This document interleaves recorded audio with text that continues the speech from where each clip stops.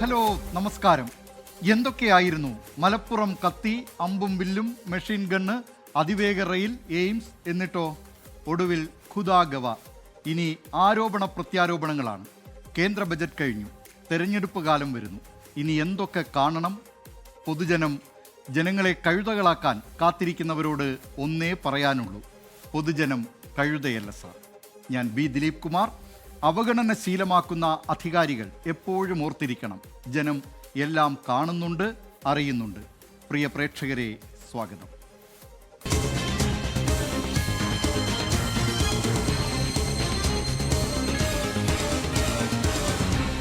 പൊതുജനം കഴുതയല്ല സാർ.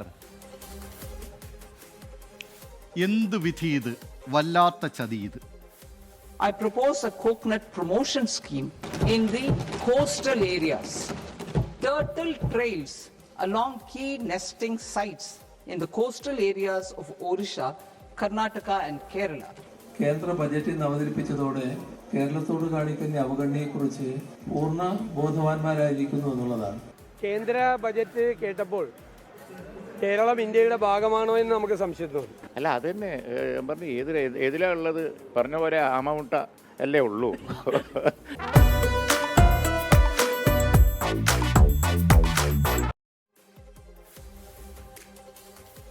കേന്ദ്ര ബജറ്റിൽ കേരളത്തിന്റെ ദീർഘകാല ആവശ്യങ്ങളോട് കേന്ദ്ര സർക്കാർ വീണ്ടും മുഖം തിരിച്ച കാഴ്ചയാണ് ഇന്ന് നമ്മൾ കണ്ടത്. അതിവേഗ റെയിൽ പ്രതീക്ഷിച്ച കേരളത്തിന് ലഭിച്ചത് ആമമുട്ട. ഏറെ പ്രതീക്ഷയോടെ കാത്തിരുന്ന എയിംസ്, ശബരി റെയിൽ പദ്ധതികളൊന്നും ബജറ്റിൽ ഇടം കണ്ടില്ല.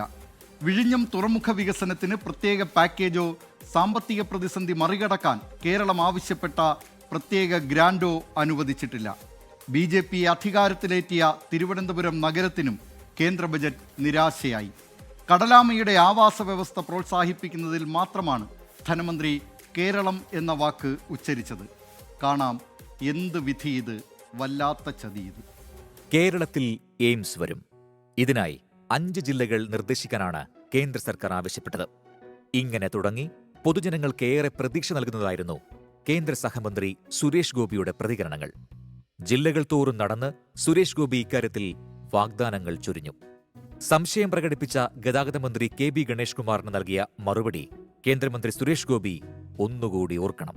ആലപ്പുഴയിൽ മറ്റേത് ആശുപത്രിയാണ് ജനങ്ങൾക്ക് ഒരു സൗകര്യം ഉണ്ടാക്കി കൊടുക്കുന്നത്? കേരളത്തിന്റെ ഒരു എയിംസ് ഉണ്ടെങ്കിൽ അത് ആലപ്പുഴയ്ക്ക് തന്നെ എന്ന് അന്ന് പറഞ്ഞിട്ടുണ്ട്. ഞാൻ ഒറ്റ തന്തയ്ക്കുണ്ടായതെന്നാണ് ഇപ്പോഴും ഞാൻ പറയുന്നത്. എന്നാൽ ജ്യോതിയും വന്നില്ല, തീയും വന്നില്ല. സ്ഥലം ഏറ്റെടുത്ത് നൽകാത്തതാണ് എയിംസ് കേരളത്തിന് കിട്ടാത്തതിന് കാരണമായി BJP സംസ്ഥാന പ്രസിഡന്റ് രാജീവ് ചന്ദ്രശേഖർ പറയുന്നത്. കിട്ടുന്നില്ല എന്ന് പറഞ്ഞ് നടക്കുന്ന ലെഫ്റ്റ് സർക്കാരിനോട് എൻ്റെ ഒരു ഒറ്റ ചോദ്യമുള്ളൂ: നിങ്ങൾക്ക് തന്ന കാര്യങ്ങൾ എന്താണ് നിങ്ങൾ നടപ്പിലാക്കാത്തത്? നാടിൻ്റെ വികസനത്തിന് വേണ്ടി പുതിയ പ്രോജക്റ്റ് വരണമെങ്കിൽ, അത് നടപ്പിലാക്കണമെങ്കിൽ NDA സർക്കാർ ഇവിടെ വരണം. കർണാടകയിൽ നിന്ന് കേരളത്തിലെത്തി BJP സംസ്ഥാന അധ്യക്ഷനായ രാജീവ് ചന്ദ്രശേഖർ കോഴിക്കോട്ടെ കിനാലൂരിനെക്കുറിച്ച് കേട്ടിരിക്കാൻ ഇടയില്ല. കിനാലൂരിലെ വ്യവസായ വകുപ്പിന്റെ കീഴിലുള്ള 150 ഏക്കർ ഭൂമിയാണ് എയിംസിനായി മാറ്റിവെച്ചത്.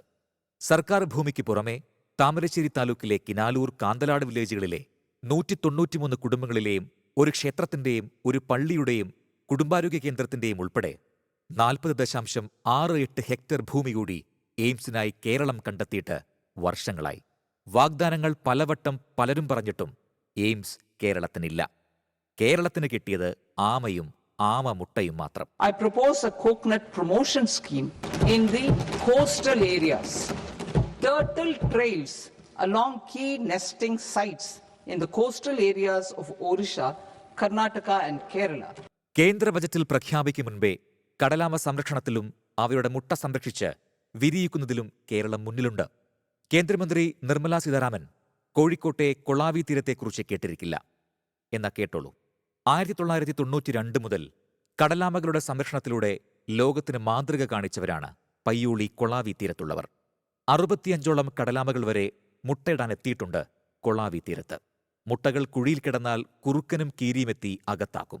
ഇത് തടയാൻ കൊളാവിപ്പാലത്ത് പരിസ്ഥിതി സ്നേഹികൾ രൂപീകരിച്ച കൂട്ടായ്മയാണ് തീരം സംരക്ഷണ സമിതി. ഇവർ ശേഖരിക്കുന്ന മുട്ടകൾ ഹാച്ചറികളിലെത്തിച്ചാണ് വിരിയിക്കുക. തീരത്തെ മണൽപ്പരപ്പിലാണ് ഹാച്ചറി. കടലിലേക്കിറങ്ങും വരെ ആ സംഘം അവിടെ കണ്ണിലെണ്ണയൊഴിച്ച് കാവലുണ്ടാകും. മറ്റു നിരവധി ആമസംരക്ഷണ കേന്ദ്രങ്ങളും കേരളത്തിലുണ്ട്. അങ്ങനെയുള്ള കേരളത്തിനാണ് കേന്ദ്രത്തിന്റെ ആമസംരക്ഷണ പദ്ധതി. ആമയായാലും ആനയായാലും സംരക്ഷണ പദ്ധതികൾ നല്ലത് തന്നെ. അതിനപ്പുറം കേരളത്തിന്റെ ആവശ്യങ്ങളോട് ബജറ്റ് മുഖം തിരിച്ചത് എന്തുകൊണ്ടാവാം? കേരളം നേരിടുന്ന ഏറ്റവും പ്രധാന പ്രശ്നം കേന്ദ്ര ഗവൺമെന്റ് ഒരു സംസ്ഥാനമെന്ന നിലക്ക് കേരളത്തോട് വലിയ അവഗണന കാണിക്കുന്നു. ഒരുതരം സാമ്പത്തിക ഉപരോധം നമ്മുടെ സംസ്ഥാനത്തിന് നേരെ കാണിക്കുന്നു. കേന്ദ്ര ബജറ്റിൽ നിന്ന് അവതരിപ്പിച്ചതോടെ കേരളത്തോട് കാണിക്കുന്ന അവഗണനയെക്കുറിച്ച് പൂർണ്ണ ബോധവാന്മാരായിരിക്കുന്നു എന്നുള്ളതാണ്. എയിംസ് മാതൃകയിൽ പുതിയ ആയുർവേദ കേന്ദ്രങ്ങൾ പ്രഖ്യാപിച്ചെങ്കിലും ആയുർവേദ ചികിത്സയ്ക്ക് വലിയ പ്രാധാന്യം നൽകുന്ന കേരളത്തിന് ഒന്നുമില്ല. രാജ്യത്ത് 7 പുതിയ അതിവേഗ റെയിൽ ഇടനാഴി പ്രഖ്യാപിച്ചു. കേരളത്തെ തഴഞ്ഞു. പുതിയ അതിവേഗ പാതയ്ക്ക് വിശദ പദ്ധതി റിപ്പോർട്ട് തയ്യാറാക്കാൻ മെട്രോമാൻ ഇ ശ്രീധരനോട് കേന്ദ്രമന്ത്രി അശ്വിനി വൈഷ്ണവ് പറഞ്ഞു എന്ന അവകാശവാദം കേരളീയർക്ക് ആവേശം നൽകിയതാണ്. ആ ആവേശം എരിഞ്ഞടങ്ങാൻ അധിക സമയം വേണ്ടിവന്നില്ല. ബജറ്റിൽ പ്രഖ്യാപിക്കാതെ എങ്ങനെ ഇത്തരം വൻ പദ്ധതികൾ നടപ്പാകും എന്ന് ചോദിക്കരുത്. വലിയ പ്രതീക്ഷയിലാണ് ഇപ്പോഴും ഇ ശ്രീധരൻ. അങ്ങനെ പ്രഖ്യാപനമില്ല. കാരണം ഇപ്പോൾ വെറും ഡീറ്റെയിൽ പ്രോജക്റ്റ് റിപ്പോർട്ട് ഉണ്ടാകുള്ളൂ. ഡീറ്റെയിൽ പ്രോജക്റ്റ് റിപ്പോർട്ട് ഉണ്ടാക്കാനുള്ള ഓതറൈസേഷൻ അത് വരും. Within a week or 10 days അത് വരും. ഈ റെയിൽവേ ബജറ്റിന് ഒരു ഗുണമുള്ളതെന്ന് വെച്ചാൽ അനൗൺസ്മെൻറ്റ് ആവശ്യമില്ല. അപ്പോൾ railway minister has got full powers to do allocation reallocation. പ്രത്യേകിച്ച് ഈ സർവേ ചെയ്യാനല്ലോ, സർവേ ചെയ്യാൻ got full powers straight way. ആരാ സമ്മതമില്ലാത്തതിന്. വിഴിഞ്ഞം അന്താരാഷ്ട്ര തുറമുഖത്തിന്റെ വികസനത്തിന് കേന്ദ്ര സഹായം ലഭിക്കും എന്ന പ്രതീക്ഷയും അസ്ഥാനത്തായി. കേരളത്തെ ബജറ്റ് പൂർണ്ണമായി അവഗണിച്ചുവെന്ന് പ്രതിപക്ഷ നേതാവ് വി.ഡി. സതീശൻ. കേന്ദ്ര ബജറ്റ് കേട്ടപ്പോൾ കേരളം ഇന്ത്യയുടെ ഭാഗമാണോ എന്ന് നമുക്ക് സംശയം തോന്നി. കാരണം കേരളത്തിനൊന്നുമില്ല. കേരളത്തിൽ നിന്നുള്ള കേന്ദ്രമന്ത്രിമാർ പറഞ്ഞത് എയിംസെങ്കിലും കിട്ടുമെന്നാണ് വിചാരിച്ചത്. അവർ നിരന്തരമായി എയിംസിനെ കുറിച്ചാണ് സംസാരിച്ചുകൊണ്ടിരുന്നത്. എയിംസും ഇല്ല, അതിവേഗ റെയിൽ പാതയും ഇല്ല, കേരളത്തിന് വേണ്ടി ഒന്നുമില്ല. ഒരു തരത്തിലുള്ള ഒരു ആശ്വാസം കേരളത്തിന് നൽകുന്ന രീതിയിലുള്ള ഒരു പ്രഖ്യാപനവും ഇല്ല എന്നത് സങ്കടകരമാണ്. ധാതുക്കൾ ഖനനം ചെയ്യുന്ന ഇടം മുതൽ അവ ശുദ്ധീകരിക്കുന്ന പ്ലാന്റുകൾ, ഗവേഷണ കേന്ദ്രങ്ങൾ, ഇവയുപയോഗിച്ച് ഉൽപ്പന്നങ്ങൾ നിർമ്മിക്കുന്ന ഫാക്ടറികൾ എന്നിവയെ ഒരു കുടക്കീഴിൽ കൊണ്ടുവരുന്ന വിപുല ശൃംഖലയായ ധാതു ഇടനാഴിയിൽ കേരളമുണ്ട്. സമാന പ്രഖ്യാപനം കേരള ബജറ്റിലുമുണ്ടായിരുന്നു. ഏതായാലും കേരളത്തിന്റെ സമഗ്ര വികസനത്തിന് ഉതകുന്ന പ്രഖ്യാപനങ്ങളൊന്നും കേന്ദ്ര ബജറ്റിലില്ല എന്നത് തികഞ്ഞ നിരാശയാണ്. ബജറ്റ് ചർച്ചയ്ക്ക് ധനമന്ത്രി മറുപടി പറയുമ്പോഴെങ്കിലും കേരളത്തെ പരിഗണിക്കുമെന്ന നേരിയ പ്രതീക്ഷ ബാക്കിവെക്കാം. അതിന് പക്ഷേ സമ്മർദ്ദം അനിവാര്യമാണ്. News desk 24. പൊതുജനം കഴുതയല്ല സാർ. ഇനി കേന്ദ്ര ബജറ്റിൽ പൊതുജനത്തിന്റെ പ്രതികരണം എന്തെന്ന് നോക്കാം. വളരെ മോശം ബജറ്റായിട്ടാണ് മാറിയിട്ടുള്ളത്. കേരളത്തിലെ ബജറ്റും കേന്ദ്രത്തിലെ ബജറ്റും ഒരേപോലെയാണ് ഇപ്പോൾ നമ്മൾ കാണുന്നത്. വളരെ മോശപ്പെട്ട ബജറ്റായി മാറിയിട്ടുണ്ട്. കേരളത്തിന് ആമനെ സംരക്ഷിക്കാനൊരു സംഭവം തന്നിട്ടുണ്ടെന്നാണ് പറയുന്നത്. അത് ആമയിലല്ലേ ഇവിടെ കൂടുതലുള്ളത്, ജനങ്ങളല്ലേ, അവർക്കുള്ള ഒന്നും കേന്ദ്രം തന്നിട്ടില്ല. കേരളത്തിൻ്റെ കാര്യത്തിൽ പണ്ടേ നമ്മളെ NDA സർക്കാർ അത് ഒരു ചുറ്റമ്പനായാണ്. പൊതുവെ കേരളം ഭരിക്കുന്നത് LDF ആണ്. അന്ന് എന്തിനാ നിലയ്ക്ക് അവർ പൊതുവെ നമ്മൾ സപ്പോർട്ട് ചെയ്യാറില്ല. നമ്മൾ പ്രതീക്ഷ ഒന്നും ഇവിടെ കിട്ടിയിട്ടില്ല. നിങ്ങൾ പറയുമ്പോൾ എയിംസ് മുതൽ ഒന്നും കിട്ടിയിട്ടില്ല. അത് നമ്മളൊക്കെ വളരെ എന്താണ് പറയുക, വളരെ വിഷമമുണ്ട് ആ കാര്യത്തിൽ. നിർമ്മലാ സീതാരാമൻ്റെ നല്ല കാഴ്ചപ്പാടോടുകൂടിയാണ് കേന്ദ്ര സർക്കാർ മുന്നോട്ട് പോകുന്നത്. ഇപ്പം പെട്ടെന്നൊരു എയിംസ് ഇല്ല എന്നുള്ള ഒരു കണ്ടീഷനിലൊന്നും ഒരു വിഷയമാക്കണ്ട. സംഭവം നല്ല കണ്ടീഷനിലായിരിക്കും. ഈ മോദി അധികാരത്തിൽ വന്നതിന് ശേഷം കേരളത്തിന് ഇതുവരെ ഒന്നും നൽകിയിട്ടില്ല. ഞങ്ങൾ കാസർഗോഡ് ജില്ലക്കാരാണ്. ഏറ്റവും കൂടുതൽ ബുദ്ധിമുട്ട് അനുഭവിക്കുന്ന ആൾക്കാരുമാണ് ഞങ്ങൾ കാസർഗോഡ് ജില്ലക്കാർ. എയിംസ് നിർബന്ധമായിട്ട് വേണ്ട സ്ഥലം. കേരളത്തിന് വേണ്ടി എന്തും കൊടുക്കുന്നില്ല, കേന്ദ്രത്തിന് വേണ്ടി എന്തും കൊടുക്കുന്നില്ല. എന്താ എന്തിനും കൊടുക്കുമ്പോൾ ഫണ്ട് ഇതാക്കുന്നത് ഒന്നും കൊടുക്കുന്നില്ല. എന്ന് പറഞ്ഞാൽ നമുക്ക് ഇതാക്കാൻ വേണ്ടിയിട്ട് എന്തും ഒരു പൈസ എന്ന സംഗതി കേന്ദ്രം നമുക്ക് തരുന്നില്ല. പിന്നെ എങ്ങനെയാണ് നമ്മുടെ ഗവൺമെൻറ് മുമ്പോട്ട് പോകുന്നത്? ഇപ്പോൾ കേന്ദ്രത്തിൽ നിന്ന് കേരളത്തിനൊന്നും കിട്ടിയില്ല എന്നാണ് പറയുന്നത്. അപ്പോൾ അതിപ്പോൾ കാര്യങ്ങളൊക്കെ ജനങ്ങൾക്ക് മനസ്സിലാവുണ്ടല്ലോ. ഒക്കെ ബായ് ലെവലിൽ പോകണം. പിന്നെ രാഷ്ട്രീയത്തിൽ അതിൽ പറയുകയാണല്ലോ കിട്ടിയില്ല എന്ന്. ഒക്കെ എല്ലാവരും ഒരുമിച്ച് നിന്നാൽ കിട്ടും. രാഷ്ട്രീയ കളി കളിച്ചാൽ കിട്ടൂല. അതാണ് ഇപ്പം ഭരണവും കേന്ദ്രമൊക്കെ ഒരു ലെവലിലാണല്ലോ, ഒരു നമ്മൾ രാഷ്ട്രീയം പറയല്ല, ഓരോ ഈക്കിൽ ഒരേ ഒരു കൺസെപ്റ്റിലാണല്ലോ നീങ്ങണേ. ഒന്നുമില്ല, വേറെ ആമമാര് നോട്ടീസ് വായിച്ചു അത് കഴിഞ്ഞു. കേരളം ഒന്നും വട്ടം പോയി. ഇനിയെങ്കിലും കേരളത്തിൽ നിന്ന് MP മാരെ തിരഞ്ഞെടുക്കുന്ന സമയത്ത് വ്യക്തമായി വിദ്യാഭ്യാസമുള്ള കഴിവുള്ള യുവാക്കളെ തിരഞ്ഞെടുത്ത് വിടണം, അല്ലെങ്കിൽ ഇതുപോലത്തെ അവസ്ഥ ഇനിയും ഉണ്ടാവും. കേരളത്തിനെ ഒന്ന് അവഗണിച്ച മട്ടിലേ അവർ ചെയ്യുള്ളൂ. കേരളത്തിന് അത് എപ്പോഴും അങ്ങനെയാണല്ലോ. അപ്പോൾ ഇവരെ കേരളത്തിൻ്റെ പോക്കും അത് തന്നെയാണ്. മറ്റുള്ള സംസ്ഥാനങ്ങൾക്കൊന്നും അങ്ങനെ ഇല്ലല്ലോ. നമ്മുടെ സംസ്ഥാനത്തിൻ്റെ പിടിപ്പുകേട് അതന്നെ. ഒരാശ്വാസവും ഇല്ല, ഒരു പ്രതീക്ഷയില്ല, എല്ലാം നശിഞ്ഞ് കിടക്കണേ. എന്നാലും ആമ പോലെ ആയിപ്പോയി, ഒന്നുമില്ല, നമുക്കൊന്നുമില്ല. വലുതായിട്ട് ജനങ്ങൾക്ക് ഗുണം തന്നെയില്ല. പറയുമ്പോൾ എല്ലാം കൊട്ടപ്പടി പറയുന്നുണ്ട്, പക്ഷേ വലുതായിട്ടൊന്നും ഗുണവും കിട്ടാറില്ല. നിരവധി പ്രേക്ഷകരാണ് ഈ കേന്ദ്ര ബജറ്റുമായി ബന്ധപ്പെട്ടുള്ള പ്രതികരണങ്ങളും 24-ൻ്റെ സോഷ്യൽ മീഡിയ പേജുകളിൽ പ്രതികരിച്ചിട്ടുള്ളത്. മിനി ബാബു പറയുന്നുണ്ട്, ഏതെല്ലാം സ്വപ്നങ്ങളാണെന്നോ, ആമയും തേങ്ങയും കിട്ടി കേരളത്തോട് രണ്ടാം നയമായി പോയി എന്ന് പറയുന്നുണ്ട്. കേരളത്തിൽ എയിംസ് കൊണ്ടുവരാൻ ഏത് ജില്ലയിൽ വേണം എന്നത് തീരുമാനമായിട്ടില്ല എന്നാണ് രവികുമാർ PB പറയുന്നത്. ശരിയാണ്, കേരളത്തിൽ എയിംസ് ഏത് ജില്ല എന്നത് പോകട്ടെ, കേരളത്തിനൊരു എയിംസ് എന്നുള്ള പ്രഖ്യാപനം പോലും നടത്തിയിട്ടില്ല. അതിനുശേഷമാണല്ലോ കേരളത്തിൽ ഏത് ജില്ലയിൽ ഈ സ്ഥലം ഏറ്റെടുത്തു കൊടുക്കാം എന്നത് സംബന്ധിച്ച് സർക്കാർ ഒരു തീരുമാനത്തിലേക്ക് എത്തുക. നേരത്തെ പറഞ്ഞ കോഴിക്കോട്ടെ കിനാലൂർ, അത് UPA സർക്കാരിൻ്റെ കാലത്ത് ഉമ്മൻചാണ്ടി മുഖ്യമന്ത്രിയായിരിക്കുമ്പോഴാണ് 200 ഏക്കർ സ്ഥലം വേണം എന്ന് കേന്ദ്ര നിബന്ധനയെ തുടർന്ന് ആ നിലയിൽ ആ സ്ഥലം വിട്ടു നൽകുന്നതിന് വ്യവസായ വകുപ്പിന് കീഴിലുള്ള 180 ഏക്കറും പിന്നീട് ഏറ്റെടുക്കുന്ന മറ്റൊരു 38 ഏക്കറും കൂടി ചേർത്ത് അങ്ങനെ സ്ഥലം കൈമാറുന്നതിനുള്ള ഒരു തീരുമാനത്തിലേക്ക് അന്നത്തെ സംസ്ഥാന സർക്കാർ പോയത്. പിന്നീട് പല ജില്ലകളിൽ നിന്നുള്ള ജനപ്രതിനിധികളും ജനങ്ങളുമൊക്കെ അവരവരുടെ ജില്ലയിൽ വേണം എന്ന ആവശ്യവും ഉന്നയിച്ചിരുന്നു. പക്ഷേ ഏറ്റവും പ്രധാനപ്പെട്ട കാര്യം കേരളത്തിന് ഒരു എയിംസ് കേന്ദ്രം ബജറ്റിൽ പ്രഖ്യാപിക്കുക എന്നത് തന്നെയാണ്. അത് ആ പ്രഖ്യാപനം ഉണ്ടായില്ല. അതിനുശേഷമാണത് ഏത് സ്ഥലത്ത് വേണം എന്നത് സംബന്ധിച്ച് സർക്കാരൊക്കെ തീരുമാനം കൈക്കൊള്ളുക എന്നതാണ് വളരെ പ്രധാനപ്പെട്ട കാര്യം. മറ്റൊരു വിശേഷത്തിലേക്കാണിനി. കേരളത്തിന് ബജറ്റിൽ അതിവേഗ റെയിൽപാത ഇല്ലെങ്കിലും മറ്റൊരു വേഗപാത സ്വപ്നം ജനങ്ങൾക്ക് പണിയായിരിക്കുകയാണ്. പറഞ്ഞു വരുന്നത് നമ്മുടെ പഴയ റെയിലിൻ്റെ സ്വന്തം സിൽവർ ലൈനിനെ കുറിച്ചാണ്. ജനകീയ പ്രക്ഷോഭത്തെ തുടർന്നാണ് സിൽവർ ലൈൻ സംസ്ഥാന സർക്കാർ ഉപേക്ഷിച്ചത്. Silver line സ്ഥലമേറ്റെടുപ്പ് വിജ്ഞാപനവും റദ്ദായി. വിജ്ഞാപനത്തിന് 1 വർഷം കാലാവധിയാണ് ഉണ്ടായിരുന്നത്. അതിനുള്ളിൽ പദ്ധതി പൂർത്തിയാക്കാത്തതായതോടെയാണ് ഈ വിജ്ഞാപനം റദ്ദായത്.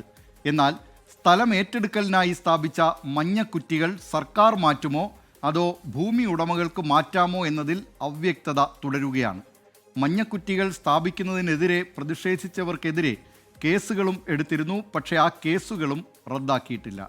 കാണാം നീലാകാശം, മഞ്ഞക്കുറ്റി, റെയിൽ പണി. കണ്ണൂരിൽ നടക്കില്ല.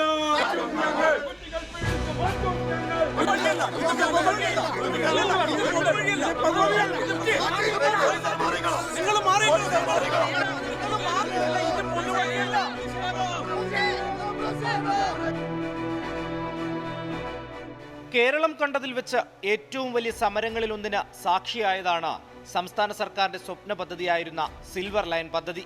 പ്രതിഷേധങ്ങൾ വകവയ്ക്കാതെ പോലീസിന്റെ കായികബലത്തിൽ മഞ്ഞക്കുറ്റിയുമായി സർക്കാർ മുന്നോട്ട് തന്നെ. എന്നാൽ കാലാവധി പൂർത്തിയായതോടെ പദ്ധതിക്കായി സ്ഥലമേറ്റെടുക്കുന്നതിനുള്ള വിജ്ഞാപനം റദ്ദായി. അതിവേഗ റെയിൽ പദ്ധതിയുമായി സംസ്ഥാന സർക്കാർ മുന്നോട്ടു പോകുമ്പോൾ മുൻപ് കനത്ത സുരക്ഷയിൽ ജനങ്ങളുടെ പ്രതിഷേധം വകവയ്ക്കാതെ സംസ്ഥാന സർക്കാർ സ്ഥാപിച്ച മഞ്ഞക്കുറ്റികളിലെ ആശങ്ക ഇതുവരെ അവസാനിച്ചിട്ടില്ല. അത് അവസാനിപ്പിക്കാൻ അധികൃതർ തയ്യാറായിട്ടുമില്ല. മഞ്ഞക്കുറ്റികൾ സർക്കാർ മാറ്റുമോ അതോ ഭൂമി ഉടമകൾക്ക് മാറ്റാമോ എന്ന കാര്യത്തിൽ വ്യക്തതയില്ല. കുറ്റികൾ സ്ഥാപിക്കുമ്പോൾ പ്രതിഷേധിച്ചവർക്കെതിരെ എടുത്ത കേസുകളും റദ്ദാക്കിയിട്ടില്ല. ഇക്കാര്യത്തിൽ എന്ന് തീരുമാനമെടുക്കുമെന്നും ഉറപ്പില്ല. മഞ്ഞക്കുറ്റി സ്ഥാപിച്ച ഭൂമി കൈമാറ്റം ചെയ്യാൻ തടസ്സമില്ലെന്നാണ് റവന്യൂ അധികൃതർ പറയുന്നത്. എന്നാൽ രേഖാമൂലമല്ല ആ മറുപടി. പക്ഷെ അവർക്കിപ്പോഴും സമൻസ് നോട്ടീസുകളും കേസിൻ്റെ നൂലാമലയിൽ കടന്നുകൊണ്ടിരിക്കുകയാണ്. അതോടൊപ്പം തന്നെ ആ പ്രോപ്പർട്ടിയിൽ, ആ വസ്തുവിൽ കല്ലിട്ട ആൾക്കാർക്ക് അവരുടെ ദൂരീകരണത്തിന് അവർക്ക് ആ കല്ല് എടുത്തു മാറ്റപ്പെട്ടു, അല്ലെങ്കിൽ ആ കല്ല് അവിടെ ഇട്ടു, അതെന്താണ് അടുത്ത നിയമസാധുത എന്താണ്, അവരുടെ ദൂരീകരണത്തിന് ഇതുവരെ അവരുടെ സംശയ നിരാകരണത്തിന് സംസ്ഥാന സർക്കാർ അതിനുള്ള ആക്ഷേപമായിട്ട് കഴിഞ്ഞിട്ടില്ല. അപ്പോൾ പ്രാദേശികമായി വളരെ വലിയൊരു ജനവികാരം ഉണർന്നുകൊണ്ടിരിക്കുകയാണ്. ഈ RRT എന്നുള്ള പുതിയൊരു സംവിധാനം ഇങ്ങോട്ട് മാറുമ്പോൾ അടുത്ത നെക്സ്റ്റ് സ്റ്റെപ്പ് എന്താണ്, അല്ലെങ്കിൽ ആ ഒരു നിയമസാധുത ആ വസ്തു ഇനി ക്രയവിക്രയത്തിന് എന്തെങ്കിലും നിയമസാധുതയോ അല്ലെങ്കിൽ എന്തെങ്കിലും നിയമ തടസ്സമുണ്ടോ എന്ന് സംസ്ഥാന സർക്കാർ ഇതുവരെ വെളിപ്പെടുത്തിയിട്ടില്ല. മഞ്ഞക്കുറ്റി സ്ഥാപിക്കുന്നത് തടയാനെത്തിയവർക്കെതിരെ പോലീസ് കേസെടുത്തു. ഇപ്പോൾ അതെടുത്തു മാറ്റിയാലും നിയമ നടപടി ഉണ്ടാകുമെന്ന പേടിയാണ് ജനങ്ങൾക്ക്. കുറ്റിയടിച്ചതിനാൽ ഒരു ബാങ്ക് വായ്പയ്ക്ക് പോലും ഈ ഭൂമി ഉപയോഗിക്കാനാകുന്നില്ല. കേരളത്തിലെ ജനങ്ങൾ ആശങ്കയിലാണ്. കേരളത്തിലെ ജനങ്ങളുടെ വസ്തുക്കൾ അവർക്ക് ലോൺ വയ്ക്കാനോ അത് വിൽക്കാനോ കഴിയാത്ത ഒരു സ്ഥിതി കേരളത്തിലെ ജനങ്ങൾക്ക്. ആ ആശങ്ക അകറ്റാനുള്ള ബാധ്യത കേരളത്തിലെ സർക്കാരിനുള്ളതാണ്. സർക്കാർ കൊണ്ടുവന്ന ആ മഞ്ഞക്കുറ്റി എറിയുകയും അതോടൊപ്പം ജനങ്ങളുടെ പേരിലെടുത്ത കള്ളക്കേസ് പിൻവലിക്കുകയും ചെയ്യേണ്ടത് സർക്കാരിൻ്റെ ഒരു മാന്യമായ ഒരു ഇതായിരിക്കണം സർക്കാർ ചെയ്യേണ്ടത്. ജനങ്ങളോട് കാണിക്കുന്ന വഞ്ചനയായി മാറരുത്.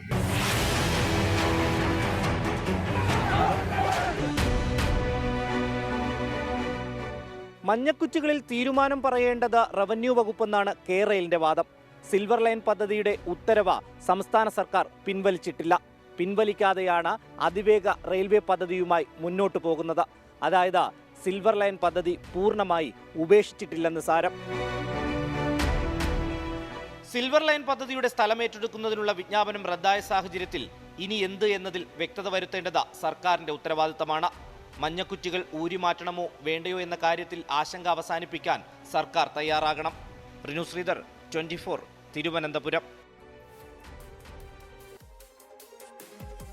ആ മഞ്ഞക്കുറ്റികൾ ഏതായാലും ഭൂ ഉടമകൾക്ക് കൂടുതൽ ഭീതി നൽകാത്ത വിധത്തിൽ തന്നെ അത് മഞ്ഞക്കുറ്റികൾ ഇട്ടവർ കേരള കോർപ്പറേഷൻ തന്നെ ആ മഞ്ഞക്കുറ്റികൾ ഊരി മാറ്റട്ടെ എന്നാണ് പൊതുജനം കഴുതയല്ല സാറിന് പറയാനുള്ളത്.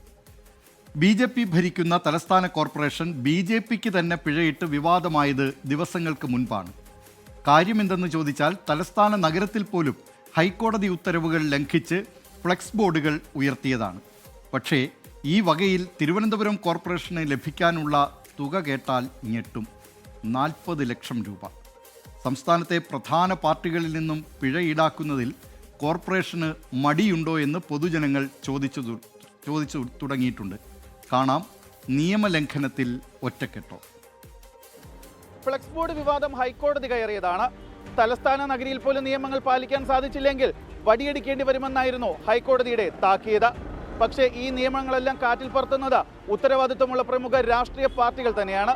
ഫ്ലെക്സ് കമ്പനികൾ ഡയറക്റ്റ് വെച്ച ഫ്ലെക്സുകൾ ഫുട്പാത്തിൽ വെച്ചു എന്നുള്ളത് അത് ശ്രദ്ധയപ്പെട്ടപ്പോൾ തന്നെ അത് മാറ്റി മേയർ എന്നെ വിളിച്ചു. ഇതിനേക്കാളും റോഡ് മൊത്തം കെട്ടിയടച്ച് പൊതുയോഗങ്ങൾ നടന്നിട്ടും അതൊക്കെ സംഭവിച്ചിട്ടുണ്ട് ഈ നാട്ടിൽ. അതൊന്നും BJP ചെയ്തിട്ടില്ല. അത്തരം കാര്യങ്ങളും ചെയ്തിട്ടില്ല. അത് കൂട്ടു നിൽക്കുകയില്ല. പ്രധാനമന്ത്രിയുടെ വരവിന് പിന്നാലെ തലസ്ഥാന നഗരിയിൽ അനധികൃതമായി ഫ്ലെക്സ് ബോർഡ് വെച്ച BJP ഭരിക്കുന്ന കോർപ്പറേഷൻ തന്നെ പിഴ ഈടാക്കിയതിന് BJP ജില്ലാ പ്രസിഡന്റിന്റെ മാസ് ഡയലോഗായിരുന്നു ഇത്. എന്നാൽ കാര്യങ്ങൾ ഡയലോഗിൽ മാത്രം ചുറ്റിത്തിരിയുകയാണ്. കോർപ്പറേഷൻ പിഴ ചുമത്തിയതിനെ ധീര നിലപാടെന്നൊക്കെ വിശേഷിപ്പിച്ചെങ്കിലും ഇതുവരെ BJP ജില്ലാ കമ്മിറ്റി പിഴയടച്ചിട്ടില്ല. ഇത് BJPയുടെ മാത്രം കാര്യമല്ല. നമ്മുടെ നാട്ടിലെ എല്ലാ പ്രമുഖ രാഷ്ട്രീയ പാർട്ടികളും ഈ ഇനത്തിൽ നഗരസഭയ്ക്ക് ലക്ഷങ്ങൾ പിഴയായി അടയ്ക്കാനുണ്ട്. അത് വാങ്ങിയെടുക്കേണ്ട ശക്തമായ നടപടികൾ സ്വീകരിക്കേണ്ടത് നഗരസഭാ ഭരണസമിതി തന്നെയാണ്.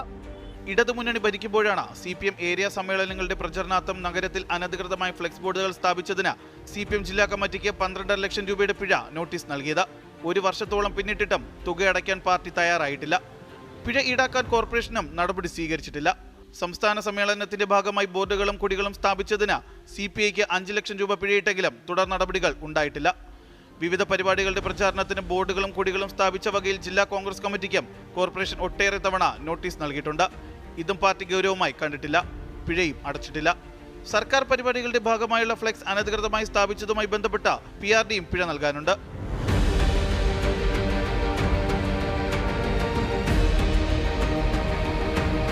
മുഖ്യമന്ത്രി പിണറായി വിജയന്റെ കൂറ്റൻ ബോർഡ് സെക്രട്ടേറിയറ്റ് കന്റോൺമെന്റ് ഗേറ്റിന് മുന്നിൽ സ്ഥാപിച്ചതിന് സെക്രട്ടേറിയറ്റ് എംപ്ലോയി അസോസിയേഷനും പിഴയിട്ടിരുന്നു. ബോർഡ് അവിടെ നിന്ന് മാറ്റാൻ ചിലവായ തുക ഉൾപ്പെടെ അവരുടെ കയ്യിൽ നിന്ന് കോർപ്പറേഷൻ ഈടാക്കി. പക്ഷേ ഈ ഒരു ശുഷ്കാന്തി പ്രമുഖ രാഷ്ട്രീയ പാർട്ടികളിൽ നിന്ന് പിഴ ഈടാക്കാൻ നഗരസഭാ ഭരണസമിതി കാണിക്കുന്നില്ല. ചുരുക്കം പറഞ്ഞാൽ പിഴയടയ്ക്കാനുള്ള നോട്ടീസ് കോർപ്പറേഷൻ നൽകിയതിൽ പിഴയടച്ചത് സെക്രട്ടേറിയറ്റ് എംപ്ലോയീസ് അസോസിയേഷൻ മാത്രമാണ്. മാറണമെങ്കിൽ ആദ്യം മാറേണ്ടത് രാഷ്ട്രീയ പാർട്ടികളുടെ ഇത്തരം പ്രവർത്തനങ്ങളാണ്. ജിബിൻ JB, 24, തിരുവനന്തപുരം. പൊതുജനം കഴുതയല്ല സാർ. പൊതുജനം കഴുതയല്ല സാർ തുടരുന്നു. നൌഷാദ് പുന്നത്തല പറയുന്നു, NH 66 മലപ്പുറം റീച്ചിൽ വെട്ടിച്ചിറയിൽ ടോൾ പിരിവ് നടത്തുന്നത് പ്രതിഷേധാർഹമാണ്.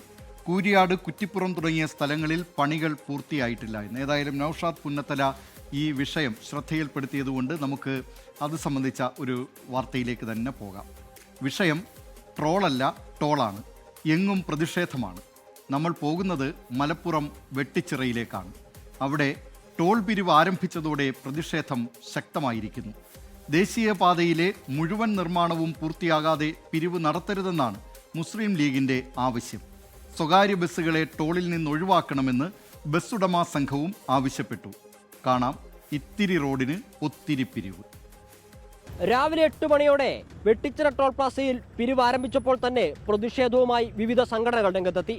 ബസ് ഓണേഴ്സ് അസോസിയേഷൻ വാഹനങ്ങൾ തടഞ്ഞു പ്രതിഷേധിച്ചു. മുസ്ലിം ലീഗ് കോട്ടക്കൽ, തിരൂർ നിയോജകമണ്ഡലം കമ്മിറ്റികളുടെ നേതൃത്വത്തിൽ നടത്തിയ പ്രതിഷേധം ടോൾ പ്ലാസയുടെ മീറ്ററുകൾക്കപ്പുറം കയറുകെട്ടി പോലീസ് തടഞ്ഞു.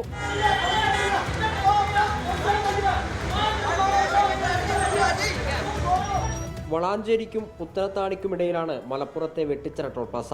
ജില്ലയിലെ ഏക ടോൾ പ്ലാസയാണിത്. 8 മണിയോടെ ടോൾ പിരിവ് ആരംഭിച്ചപ്പോൾ തന്നെ പ്രതിഷേധവുമായി ബസ് ഓണേഴ്സ് അസോസിയേഷൻ രംഗത്തെത്തി. ടോൾ പ്ലാസ വഴി ഒരു ദിവസം 8 തവണയെങ്കിലും സ്വകാര്യ ബസ്സുകൾക്ക് കടന്നു പോകേണ്ടി വരുമെന്നും ഒരു തവണ 250 രൂപ നിരക്കിൽ പണം നൽകേണ്ടി വന്നാൽ അത് നഷ്ടമാണെന്നും ഉടമകൾ. ഞങ്ങളെ ഓരോ ബസ്സും ഷട്ടിൽ സർവീസാണ്. 12 ട്രിപ്പാണ് ഞങ്ങൾക്ക് വരുന്നത്. അപ്പോൾ 12 ട്രിപ്പിന് ഒരു ടൈപ്പിന് 250 രൂപ വെച്ച് കൊടുക്കണം എന്ന് പറഞ്ഞത്. അപ്പോൾ 12 ട്രിപ്പിന് എത്ര 2000 രൂപ അല്ല 2500 രൂപയായി. ഈ 2500 രൂപ ഞങ്ങൾക്ക് ബാലൻസ് ആയിട്ട് കിട്ടൂല. അപ്പോൾ ഇവർക്കും വേണ്ടി ഓടണം ഞങ്ങൾ വണ്ടി. ആകെ 2000 രൂപ ബാലൻസ് കിട്ടുന്നത് ചിലപ്പോൾ 2500 രൂപ ഇവർക്ക് കൊടുക്കേണ്ടി വരും. അപ്പോൾ പിന്നെ ഞങ്ങൾ സർവീസ് നടത്താതിരിക്കല്ലോ ആള്. പ്രതിഷേധത്തെ തുടർന്ന് 2 ദിവസത്തേക്ക് ബസ്സുകളെ ടോളിൽ നിന്ന് ഒഴിവാക്കി. Car, jeep, van, light motor വാഹനങ്ങൾക്ക് 145 രൂപയാണ് നിരക്ക്. ലൈറ്റ് കൊമേഴ്ഷ്യൽ, ലൈറ്റ് ഗുഡ് വാഹനങ്ങൾക്ക് 235 രൂപ. 2 ആക്സിലുള്ള വാഹനങ്ങൾക്ക് 495, 3 ആക്സിലുള്ള വാണിജ്യ വാഹനങ്ങൾക്ക് 540, 4 മുതൽ 6 വരെ ആക്സിലുള്ള വാഹനങ്ങൾക്ക് 775, 7 അതിനു മുകളിലും ആക്സിലുള്ളവ 945 രൂപ എന്നിങ്ങനെയാണ് നിരക്ക്. എല്ലാ വാഹനങ്ങൾക്കും പ്രതിമാസ പാസും ലഭ്യമാണ്.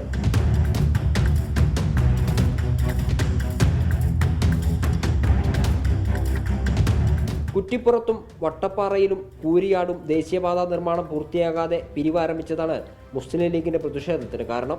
പലയിടത്തും സർവീസ് റോഡ് പൂർത്തിയായിട്ടില്ലെന്നും പരാതിയുണ്ട്. കോട്ടക്കൽ, തിരൂർ നിയോജകമണ്ഡലത്തിലെ മുസ്ലിം ലീഗിന്റെ ജനപ്രതിനിധികളും ഭാരവാഹികളും പ്രതിഷേധത്തിൽ പങ്കെടുത്തു. മാർച്ച് ടോൾ പ്ലാസയ്ക്ക് സമീപം പോലീസ് തടഞ്ഞു.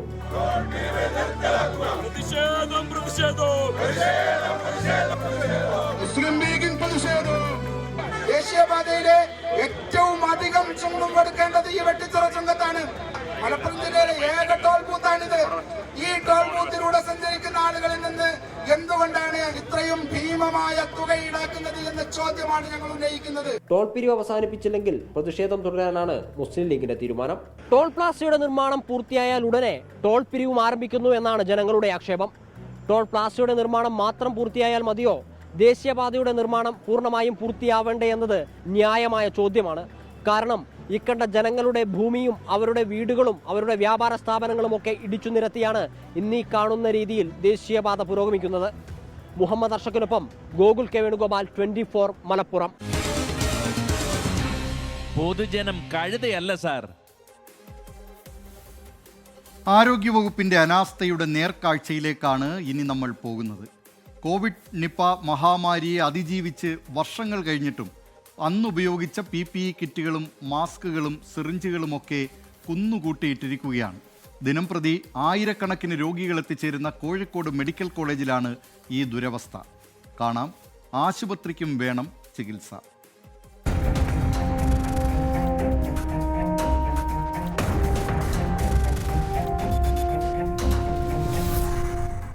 മാലിന്യ നിർമ്മാർജ്ജനത്തിന് നിരവധി പുരസ്കാരങ്ങൾ ലഭിച്ച കോഴിക്കോട് കോർപ്പറേഷനും ആരോഗ്യവകുപ്പും ദിനംപ്രതി ആയിരക്കണക്കിന് രോഗികൾ എത്തിച്ചേരുന്ന കോഴിക്കോട് മെഡിക്കൽ കോളേജിന് പുറകുവശത്തേക്ക് ഒന്ന് വരണം. ടൺ കണക്കിന് മാലിന്യങ്ങൾ അവിടെ കെട്ടിക്കിടക്കുന്നത് നിങ്ങൾക്ക് കാണാം. ദിനംപ്രതി ആയിരക്കണക്കിന് രോഗികൾ വന്നുപോകുന്ന കോഴിക്കോട് മെഡിക്കൽ കോളേജിലാണ് ആരോഗ്യവകുപ്പിന്റെ ഈ അനാസ്ഥ. നിപ കോവിഡ് കാലം കഴിഞ്ഞ് മാസങ്ങൾ കഴിഞ്ഞിട്ടും അന്നുപയോഗിച്ച PPE കിറ്റുകളടക്കം നീക്കം ചെയ്യാതെ കൂട്ടിയിട്ടിരിക്കുകയാണ് ഇവിടെ. ശാസ്ത്രീയ നിർമ്മാർജ്ജനം നടത്തേണ്ട മാലിന്യങ്ങളാണ് മാസങ്ങളായി ഇങ്ങനെ കുന്നുകൂട്ടിയിട്ടിരിക്കുന്നത്. കഴിഞ്ഞ 2-3 ദിവസമായിട്ട് കോഴിക്കോട് കോർപ്പറേഷൻ പരിധിയിൽ ചർച്ച ചെയ്യപ്പെടുകയാണ്. 2020 മാർച്ച് മാസത്തിലാണ് കേരളത്തിൽ ആദ്യത്തെ കോവിഡ് രോഗി ഐഡൻറ്റിഫൈ ചെയ്തിട്ടുള്ളത്. അപ്പോൾ അന്ന് മുതൽ ഇങ്ങോട്ടുള്ള മുഴുവൻ കോവിഡ് വേസ്റ്റുകൾ, കോവിഡ് മാലിന്യങ്ങൾ എന്ന് പറഞ്ഞാൽ ആ ഒരു കിറ്റ്, PPE കിറ്റ്, അവരുടെ മെഡിസിൻ, ഉപയോഗിച്ച വസ്ത്രങ്ങൾ ഉൾപ്പെടെ മുഴുവനായിട്ട് കോഴിക്കോട് മെഡിക്കൽ കോളേജിൻ്റെ പുറകു വശത്ത് ഇപ്പോഴും അത് കെട്ടിക്കിടക്കുകയാണ്. ഒരു മാലിന്യ കൂമ്പാരം തന്നെയാണ്. അവിടെയാണ് ഈ ഗവൺമെൻറ് ഉദ്യോഗസ്ഥന്മാർ താമസിക്കുന്ന ക്വാർട്ടേഴ്സ് നിലനിൽക്കുന്നത്. അടിയന്തരമായി ഇക്കാര്യത്തിൽ ആരോഗ്യവകുപ്പും കോഴിക്കോട് കോർപ്പറേഷനും ഇടപെടണം. മാത്രമല്ല 2018 നിപ്പ വേസ്റ്റ്, ആ രോഗ കാലയളവിലുള്ള ഇതേ വേസ്റ്റുകളെല്ലാം തന്നെ അവിടെയുള്ള ഉദ്യോഗസ്ഥരുടെ ക്വാർട്ടേഴ്സിന്റെ പുറകിൽ അതാ ഇപ്പോൾ മറച്ചു വെച്ചിരിക്കുന്നു. മാസ്കും PPE കിറ്റും പഞ്ഞിയും സിറിഞ്ചുമെല്ലാം അലക്ഷ്യമായി വലിച്ചെറിഞ്ഞ നിലയിലാണ്.